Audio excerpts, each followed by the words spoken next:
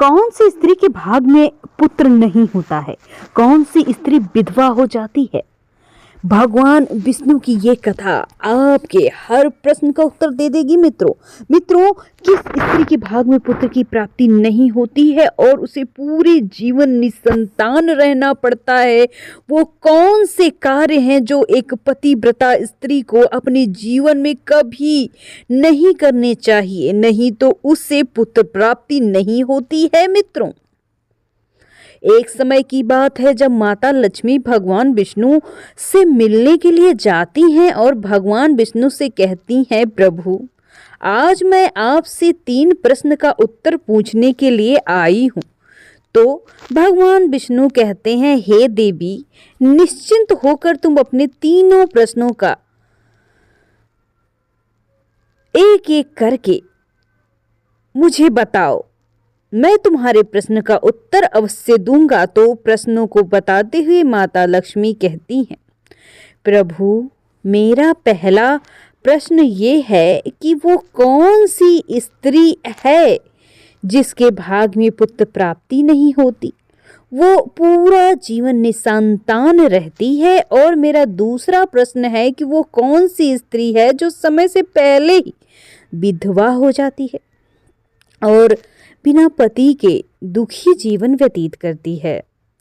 तीसरा प्रश्न है, वो कौन सी स्त्री है जो पति के होते हुए भी दुखी जीवन जीती है और उसे कभी अपने जीवन में सुख प्राप्ति नहीं होती। तो भगवान विष्णु माता लक्ष्मी के तीनों प्रश्नों को सुनकर बोले, देवी मैं तुम्हें एक कथा सुनाता हूँ जिसे सुनकर तुम्हें तुम्हारे प्रश्नों के उत्तर मिल जाएंगे, किंतु बहुत ध्यान से सुनना। तो माता लक्ष्मी कहती हैं, आप कथा सुनाइए प्रभु। कथा को पूरे मन लगाकर मैं सुनूंगी। कथा को सुनाते हुए भगवान विष्णु कहते हैं, एक समय की बात है, एक गांव में एक सेठ रहता था। उस सेठ के 2 बेटे थे, दोनों की शादी हो चुकी थी तथा सेठ और सेठ की पत्नी दोनों ही बड़े दुष्ट स्वभाव के थे और सेठ का बड़ा बेटा और उसकी पत्नी भी दुष्ट स्वभाव के थे।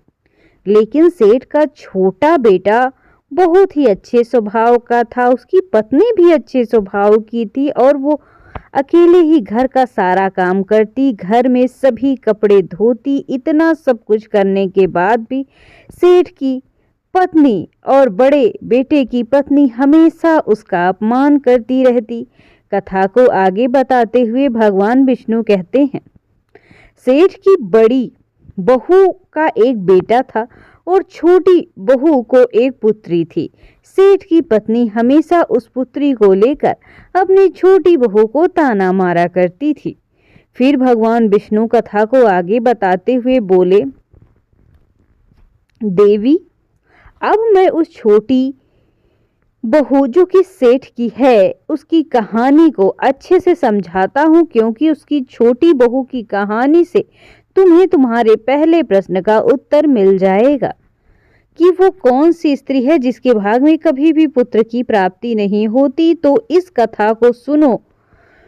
उस सेठ की जो पत्नी थी वो पहले ही बड़े दुष्ट स्वभाव की थी और उसके दुष्ट स्वभाव के कारण घर के सभी लोग उससे बहुत परेशान थे। वो अपनी छोटी बहू को बहुत ज्यादा परेशान करती थी, उसको परेशान करने में उसे बड़ा मजा आता था। सेठ की छोटी बहू का नाम राधिका था और वो बेचारी राधिका घर का सारा काम करती थी। फिर भी सेठ की पत्नी उसे हमेशा खरी खोटी सुनाया करती थी, परेशान करती थी। वो कितना भी काम कर ले पर सेठ की बीवी हमेशा उसे डांटती रहती थी। जब एक दिन राधिका घर में झाड़ू लगा रही थी तो सेठ की पत्नी बोली, इतनी देर हो गई, तुम अभी तक झाड़ू नहीं लगा पाई? मैं मंदिर जा रही हूँ, जब तक वहां से आऊंगी तब तक खाना बन जाना चाहिए, आते ही मैं खाना खाऊंगी। फिर वो बेचारी घर की साफ सफाई करने के बाद खाना बनाने में लग गई और खाना बनाते समय वो मन में सोच रही थी, मैं घर का इतना सारा काम करती हूँ फिर भी मेरी सास हमेशा मुझे डांटती है, परेशान करती है, कभी प्रेम से बात नहीं करती और घर का सारा काम मुझसे करवाती। राधिका ये सब सोच ही रही थी, तभी दरवाजा खटखटाने की आवाज आई। तो उसने सोचा अभी तो खाना तैयार भी नहीं हुआ, लगता मेरी सासू माँ आ गई जल्दी ही मंदिर से। वहां राधिका भागते भागते आई, दरवाजे के पास गई, दरवाजा खोला तो उसने देखा कि दरवाजे के बाहर एक साधु महाराज खड़े। फिर वो साधु महाराज राधिका से कहते हैं, बेटी मुझे कुछ भोजन करा दो, मुझे बड़ी जोर की भूख लगी है। तो राधिका बोली, महाराज मैं आपको भोजन करा देती, पर मेरी सास बहुत दुष्ट स्वभाव की है, वो मुझे बहुत डांटती है और अभी वो मंदिर गई है। मंदिर से आते ही यदि वो देख गई कि मैं आपको भोजन करा रही हूँ तो वो मुझे बहुत मारेगी, मैं आपको भोजन नहीं करा सकती। तो साधु बोला, बेटी थोड़ा सा भोजन करा दो, मैंने सुबह से कुछ नहीं खाया है। साधु की ये बात सुनकर राधिका को दया आ जाती है और साधु से बोली, महाराज आप अंदर आइए, मैं आपको भोजन देती हूँ। फिर वो साधु अंदर आ जाते हैं, राधिका उनको भोजन देती है। अभी साधु भोजन कर ही रहे थे, तभी राधिका की सास मंदिर से घर आ जाती है। उस साधु को भोजन करते देख वो बोली, ये मेरा घर है, कोई भोजनालय नहीं जहां हर कोई भोजन करने आ जाता है, ये सही नहीं हो रहा। और तुमने इस साधु को भोजन क्यों दिया? क्या अन्न मुफ्त में आता है? हर किसी को अपने घर में बैठाकर खिलाती हो। ये कहकर उस साधु को धक्के मारकर अपने घर से बाहर निकाल दिया और उसका खाना उठाकर बाहर फेंक दिया। राधिका से कहने लगी, तूने साधु को भोजन क्यों कराया? अन्न इतना महंगा है, तुझे पता नहीं अब घर के लोग क्या खाएंगे? तो राधिका डरते हुए बोली, साधु बहुत भूखा था इसलिए मैंने उसे भोजन दे दिया था और उसे मैंने अपने हिस्से का भोजन दिया, इसलिए आज मैं भोजन नहीं करूंगी। इतना गुस्सा क्यों होती हो? भोजन तो मैंने उसे अपने हिस्से का दिया है। ये सुनकर उसकी सास ने गुस्से में आकर राधिका को धक्के मारकर घर से बाहर निकाल दिया।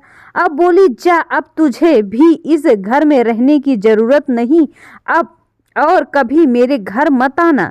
राधिका दरवाजे में बैठकर रोती रही, किंतु उसकी सास ने दरवाजा ना खोला। फिर राधिका ने सोचा, अब मैं यहाँ से अपने मायके ही चली जाती हूँ, वहाँ अपने मायके जाकर रहूंगी।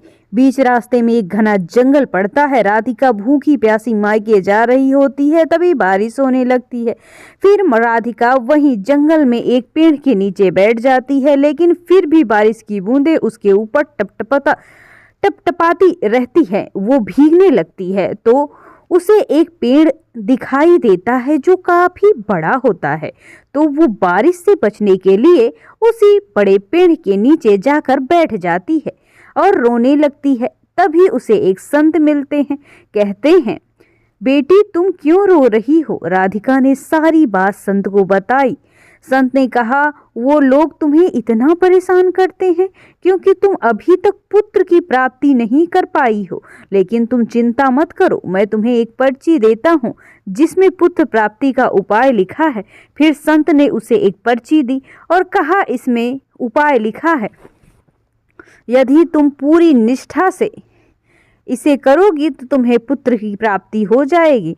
इतना कहकर संत वहां से चले जाते।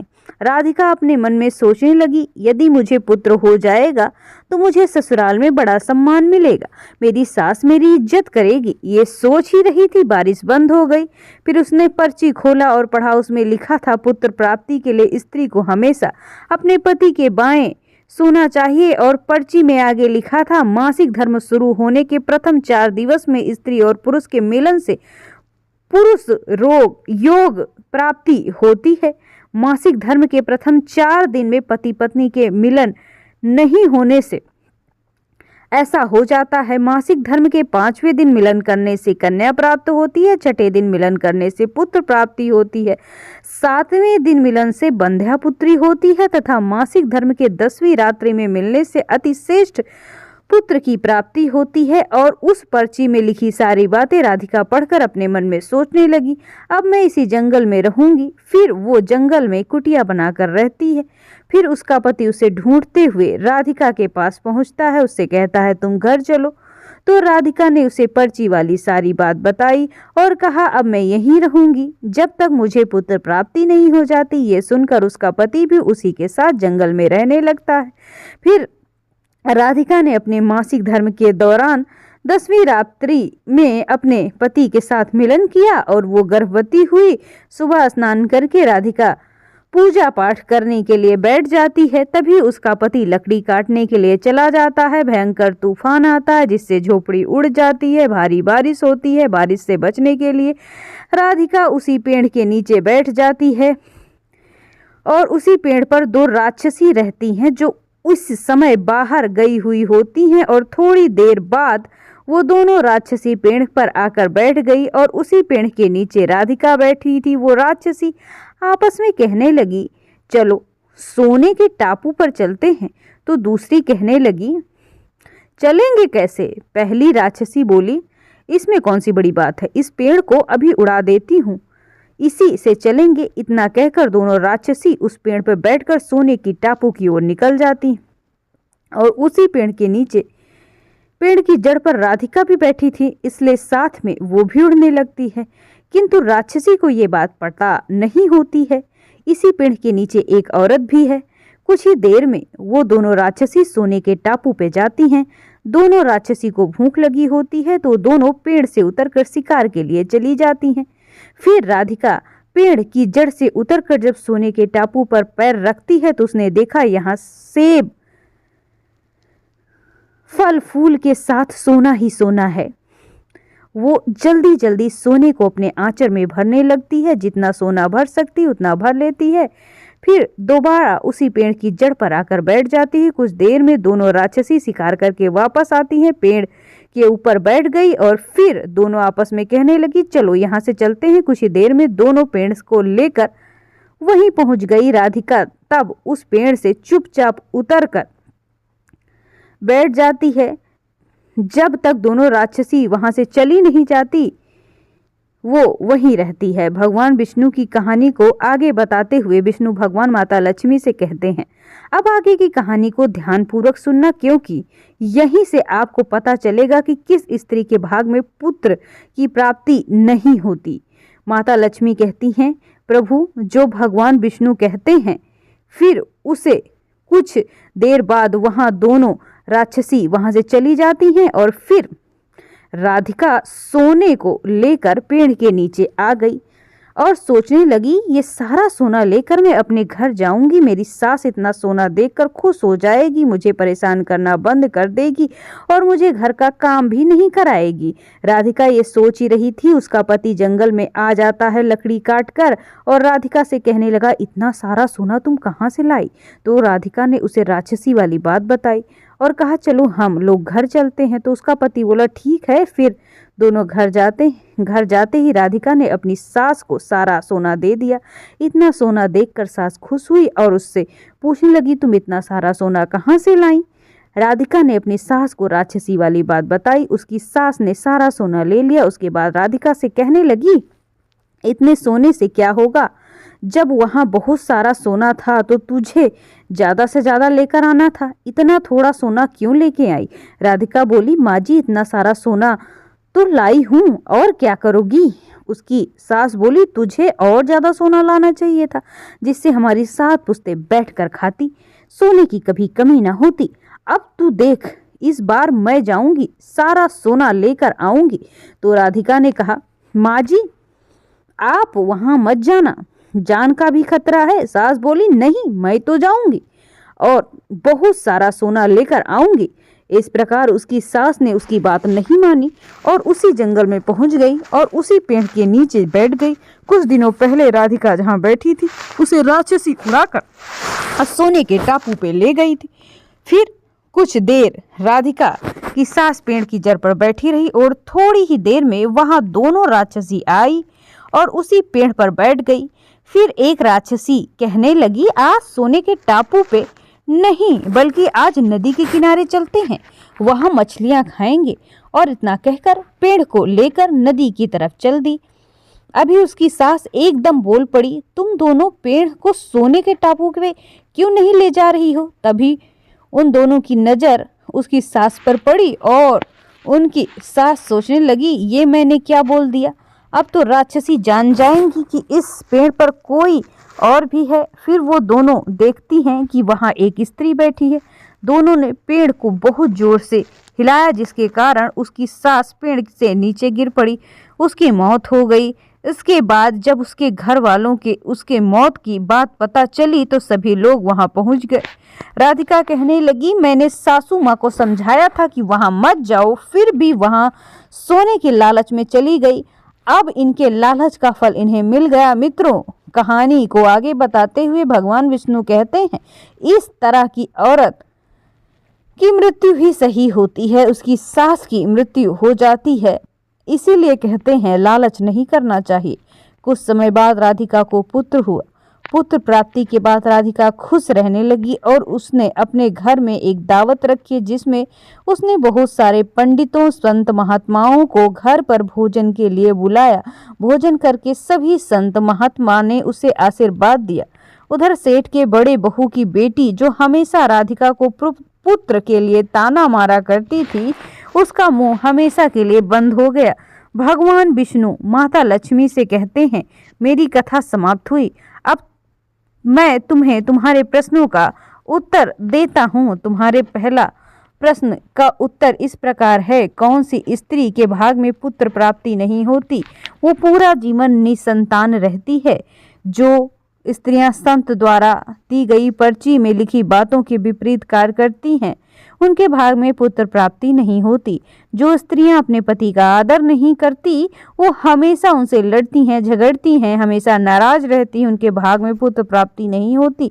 इसलिए प्रत्येक स्त्री को अपने पति का आदर सम्मान करना चाहिए। तुम्हारा दूसरा प्रश्न था, वो कौन सी स्त्री है जो समय से पहले विधवा हो जाती है और बिना पति के एक दुखी जीवन जीती है? जो स्त्रियां पति के होते हुए भी मांग में सिंदूर नहीं लगाती, न मंगलसूत्र पहनती हैं और जहां जाती हैं बिना मंगलसूत्र सिंदूर के मुंह उठा के चली जाती हैं। पति के कहने पर भी उनकी बात नहीं मानती और पराये मर्दों से संबंध बनाती हैं, तो ऐसी स्त्रियां समय से पहले विधवा हो जाती हैं। इसलिए एक शादीशुदा स्त्री को पतिव्रता जीवन जीना चाहिए। अपने पति के अलावा पराये मर्दों के लिए नजर उठा के नहीं देखना चाहिए। अब तुम्हारे तीसरे प्रश्न का उत्तर था कि वो कौन सी स्त्री है जो पति के होते हुए भी दुखी जीवन जीती है और उसे अपने जीवन में कभी सुख प्राप्ति नहीं होती। तो समझ लो, वो स्त्रियां हैं जो सुबह देर तक सोती हैं, सुबह 8 बजे 9 बजे तक उठती हैं, बिना स्नान किए भोजन करती हैं, पूजा पाठ नहीं करती, कहीं भी जाना होता है तो पति के आज्ञा के बिना चली जाती हैं, पति के मना करने पर भी नहीं मानती हैं, पति की एक बात नहीं मानती हैं। तो ऐसी स्त्रियों के जीवन में कभी सुख प्राप्ति नहीं होती, हमेशा दुखी जीवन जीती हैं। इसलिए एक पतिव्रता स्त्री को चरित्रवान होना चाहिए। प्रातः काल उठकर स्नान करके पूजा पाठ करके भोजन तैयार करना चाहिए, जिससे घर में सुख शांति समृद्धि आती है। माता लक्ष्मी की पूजा भी करनी चाहिए, जिससे माता लक्ष्मी प्रसन्न होती हैं। मित्रों, आपको ये कथा कैसी लगी हमें कमेंट बॉक्स में जरूर बताइएगा। अगर कथा अच्छी लगी हो तो जय माँ लक्ष्मी कमेंट बॉक्स में लिखिएगा। माता लक्ष्मी आपके घर को धन धान्य सुख सुविधा समृद्धि से भर दें। Thanks for watching. हमारे चैनल हिंदू धर्म संस्कार को सब्सक्राइब करना ना भूलें और एक लाइक तो बनता ही है मित्रों।